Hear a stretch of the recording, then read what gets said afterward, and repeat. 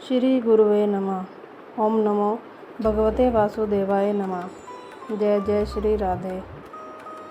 वैशाख मास कथा अध्याय 2।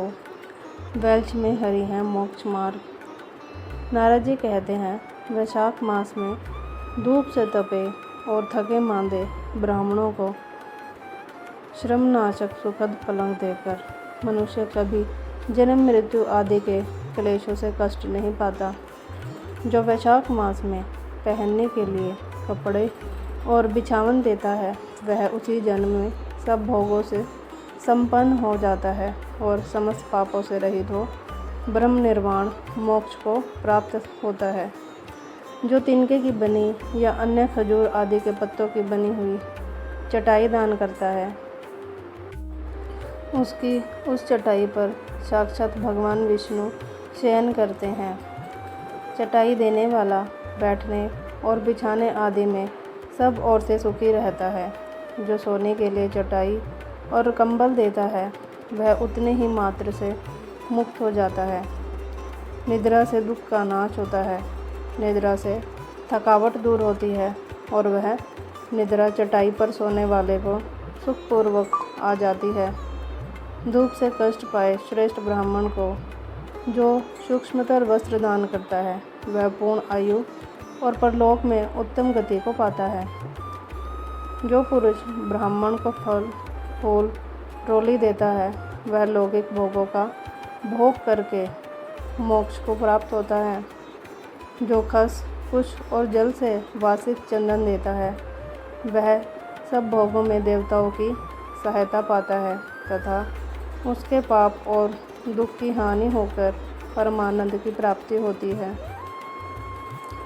वैशाख के धर्म को जानने वाला जो पुरुष गोरोचन और कस्तूरी का दान करता है, वह तीनों तापों से मुक्त होकर परम शांति को प्राप्त होता है। जो विश्रामशाला बनवाकर प्याऊ सहित ब्राह्मण को दान करता है, वह लोगों का अधिपति होता है। जो सड़क के किनारे बगीचा, पोखरा, कुआं और मंडप बनवाता है, वह धर्मात्मा है। उसे पुत्रों की क्या आवश्यकता। उत्तम शास्त्र का श्रवण, तीर्थ यात्रा, सत्संग, जलदान, अन्नदान, पीपल का वृक्ष लगाना तथा पुत्र, इन 7 को विज्ञ पुरुष संतान मानते हैं। जो वैशाख मास में तापनाशक तक्र दान करता है, वह इस पृथ्वी पर विद्वान और धनवान होता है।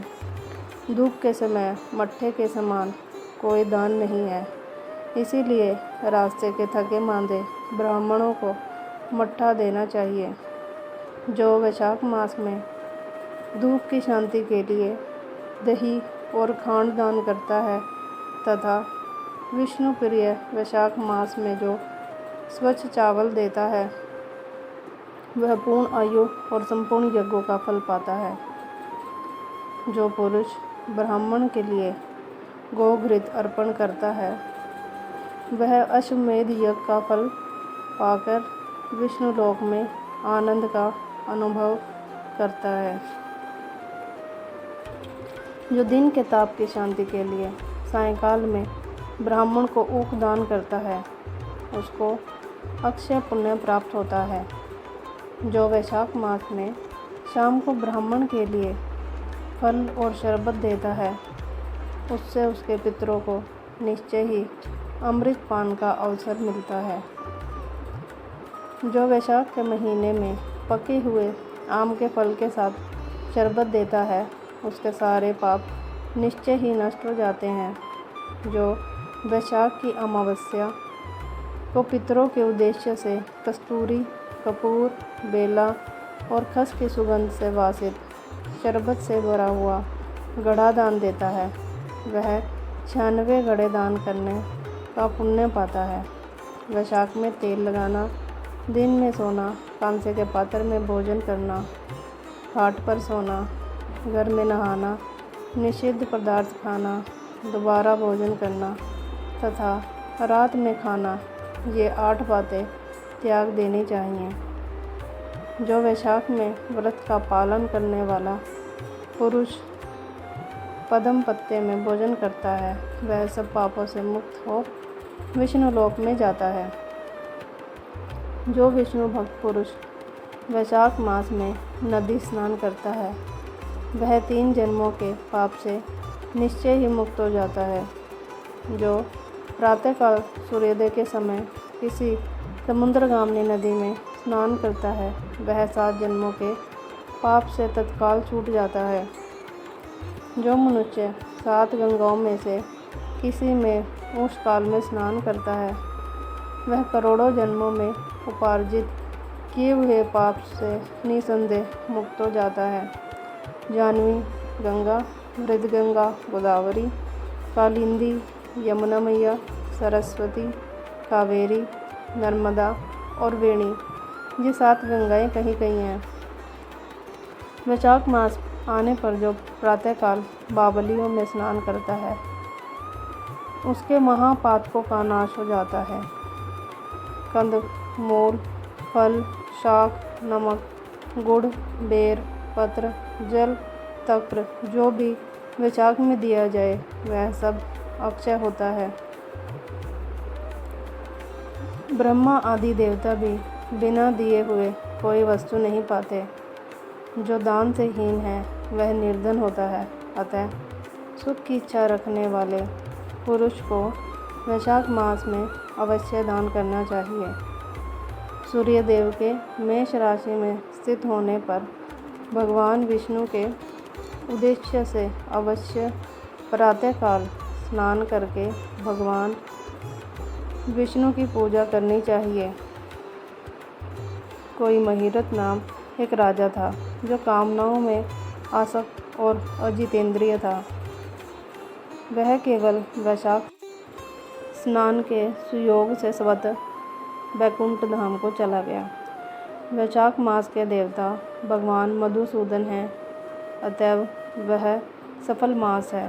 वैशाख मास में भगवान की प्रार्थना का मंत्र इस प्रकार है। मधुसूदन देवेश वैशाखे मेषगे रवो प्रातः स्नानम करिष्यामि निर्विघ्नं कुरु माधव। अर्थात हे मधुसूदन, हे देवेश्वर, हे माधव, मैं मेष राशि में सूर्य के स्थित होने पर वैशाख मास में प्रातः स्नान करूँगा। आप इसे निर्विघ्न पूर्ण कीजिए। तत्पश्चात निम्नांकित मंत्र से अर्घ प्रदान करें। वैशाखे मेषगे भानो प्रातः स्नान परायण अर्घ्यं तेहं प्रदस्यामि गृहाण मधुसूदन। अर्थात सूर्य के मेष राशि पर स्थित रहते हुए वैशाख मास में प्रातः स्नान के नियम में संलग्न होकर मैं आपको अर्घ देता हूँ। मधुसूदन, इसे ग्रहण कीजिए। इस प्रकार अर्घ समर्पण करके स्नान करें।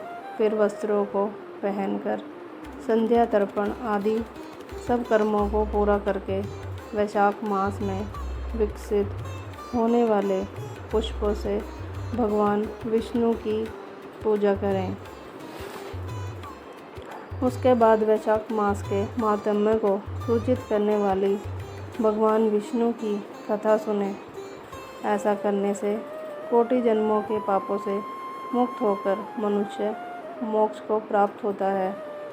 यह शरीर अपने अधीन है, जल भी अपने अधीन ही है, साथ ही अपनी जीवा भी अपने वश में है। अतः इस स्वाधीन शरीर से स्वाधीन जल में स्नान करके स्वाधीन जीवा से हरि इन दोनों अक्षरों का उच्चारण करें। जो वैशाख मास में तुलसी दल से भगवान विष्णु की पूजा करता है वह विष्णु की सायुज्य मुक्ति को पाता है। अतः अनेक प्रकार के भक्ति मार्ग से तथा भांति भांति के व्रतों द्वारा भगवान विष्णु की सेवा तथा उसके सगुण या निर्गुण स्वरूप का अनन्य चित्त से ध्यान करना चाहिए। जय जय श्री राधे।